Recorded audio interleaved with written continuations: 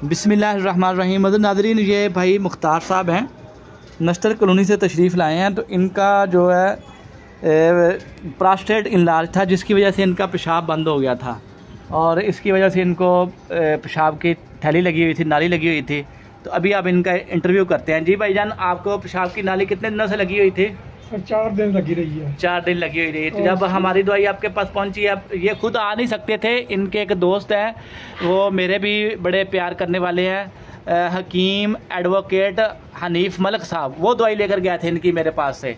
अच्छा जी, आपने दवाई खाई फिर? बिल्कुल सर, खाई। मसला जो सर मेरे को पेशाब का मसला हो गया था और मैंने डॉक्टर से रब्ता किया। डॉक्टर ने मुझे फ़ौरन यूरिन की नाली लगा दी और रोज़ाना डिपे लगा रहा था। तकरीबन 25-26 रुपया मैं रोज़ाना का दे रहा था। 25-26 रुपया रोज़ाना का दे रहे थे, फिर भी तकलीफ नहीं जा रही थी? तकलीफ नहीं जा रही थी। तो मेरा एक दोस्त है, बड़े मोहसिन है मेरे, वकील का काम भी करते हैं, डॉक्टर भी हैं, वकील भी हैं, मलिक मोहम्मद हनीफ साहब। मैंने उनको फ़ोन किया, मैंने कहा सर ये मसला है मेरे साथ और आप अक्सर शाह साहब का जिक्र करते हैं, शाह साहब के पास जाएं, हफीज़ साहब के पास मेरे लिए दवाई लेके आएँ। तो वो आए, इनसे दवाई लेके गई। तीसरी खुराक में मेरा पेशाब खुल गया, अल्हम्दुलिल्लाह अल्हम्दुलिल्लाह। ठीक है। और सर मैं उसी दिन रात के 11 बजे डॉक्टर के पास गया। मैंने कहा सर मेरी नाली निकालो, बस मुझे बहुत तकलीफ है, मुझे नाली नहीं चाहिए बस। जी अल्हम्दुलिल्लाह। वो कहने लगा कि अभी 12 दिन लगी रहेगी नाली। मैं कहा सर मुझे पेशाब का कोई मसला नहीं है, मैं ठीक हो गया हूँ। जी तो अल्हम्दुलिल्लाह। मैं सर आज इनके शाह साहब के मतलब पर आया, इनका शुक्रिया अदा करने के लिए आया हूँ। और मैं ये लोगों से ये कहूँगा कि ये जो डॉक्टरों के पास भागते हैं ना, खुदारा समझ जाओ इस बात को। वो आपको नहीं पता कि एलोपैथी दवाई में कितने साइड इफ़ेक्ट हैं, और ये यूनानी दवाई जो देसी दवाई में कोई साइड इफ़ेक्ट नहीं है और 100% अल्लाह पाक शफा देते हैं। तो आगे भी हर कोई अपनी मर्ज़ी का मालिक है। जी मतलब नाज़रीन, हमारी तो ये हमेशा से दुआ है, अल्लाह पाक सबको सेहत दे, तंदुरुस्ती दे, जिसको शिफा मिलती है फिर वो दुआ भी देता है, तो आगे मरीज़ भी भेजता है। मैं हमेशा जितने हमारे यूट्यूबर भाई हैं, सोशल मीडिया वाले भाई हैं, सबसे यही रिक्वेस्ट करता हूँ, गुजारिश करता हूँ कि भाईजान, अगर आपके हाथ में शफा है, अगर आपने तशखीस सीखी है, आप दवाई देते हैं, तो जिस मरीज़ को शफा मिलती है वो आगे से आगे मरीज़ भेजता है। फिर आपको ऑनलाइन अद्वियात और बढ़ा चढ़ा के मुबालगा राई पर वीडियो बनाने की ज़रूरत नहीं पेश आती। आप सब दोस्तों को मैं दोबारा बता दूं कि ना तो मेरा कोई ज़ाती चैनल है कि जिसकी तशहीर के लिए मैं वीडियो बनाता हूं। ये मेरे मोहतरम प्यारे भाई हकीम सैयद रज़वान शाह गिलानी साहब अपने चैनल पर मेरी वीडियो लगाते हैं। उसके बाद ना मैं ऑनलाइन अद्वियात भेजता हूँ, ठीक है। दो ही मकसद है आजकल जो यूट्यूब पे वीडियो बनाते हैं, या तो वो ऑनलाइन अद्वियात भेजते हैं और या वो अपने व्यूवर बढ़ा के यूट्यूब से कमीशन लेते हैं। अल्हम्दुलिल्लाह, ना तो मैं यूट्यूब से कमीशन लेता हूँ, ना मैं ऑनलाइन अद्वियात भेजता हूँ। मुझे पूरे पाकिस्तान से कॉल्स आती हैं, ये दवाई भेज दो, वो दवाई भेज दो, फलां दवाई भेज दो। मैं सबको कहता नहीं भाई, अगर तो मुझसे मशवरा लेना है तो मुझे आकर नब्ज़ चेक करवाएं, तशखीस करवाएं। अगर आप नहीं आ सकते, दूर हैं, तो करीबी किसी सीनियर नॉलेज के पास चले जाएँ। मैं ऑनलाइन अद्वियात भी नहीं भेजता और अल्हम्दुलिल्लाह ना ही मेरा कोई यूट्यूब चैनल है। और मैं हमेशा जब भी वीडियो बनाता हूँ तो उसमें 2 चीज़ें बताता हूँ कि इस मरीज़ का मसला क्या था और इसको मैंने दिया क्या है।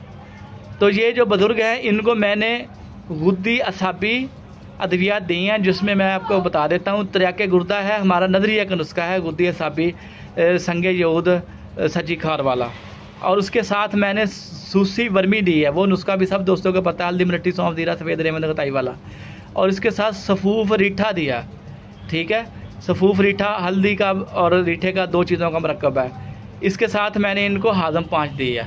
ये दवाइयाँ थी, तो ये इन बाबा जी ने खाई है। तो अल्हम्दुलिल्लाह के फजल करम से तीसरी खुराक खाने के बाद उसी दिन शाम को जाके ये नाली तुरवाया। और दवाई इनको जो मेरे दोस्त वकील साहब लेकर गए थे इनके लिए दवाई, वो 3 दिन की लेकर गए थे, वो 3 दिन की दवाई ख़त्म हो चुकी थी। तो अब ये 10-12 दिन बाद है। बाबा जी कितने दिन हो गए दवाई ख़त्म हुआ है? तकरीबन 10 दिन हो गए हैं। जो दवाई मैंने भेजी थी उस दवाई को छोड़े हुए भी 10 दिन हो गया। अल्हम्दुलिल्लाह पेशाब दोबारा नहीं रुका और अल्हम्दुलिल्लाह वो बिल्कुल बगैर तकलीफ़ के पेशाब आ रहा है, जो बगैर नाली के नहीं आ रहा था।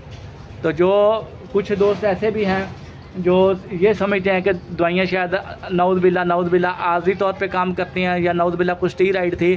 स्टीराइड जो अद्वियात होती हैं वो वक्ती तौर पे काम करती हैं। मैंने पहले भी 2-4 दिन पहले एक वीडियो बनाई थी कि जो ये भाई साहब आए थे दरकाना वाली साइड से, नाम नहीं अभी मुझे याद आ रहा, तो वो शुगर की दवा लेकर गए थे।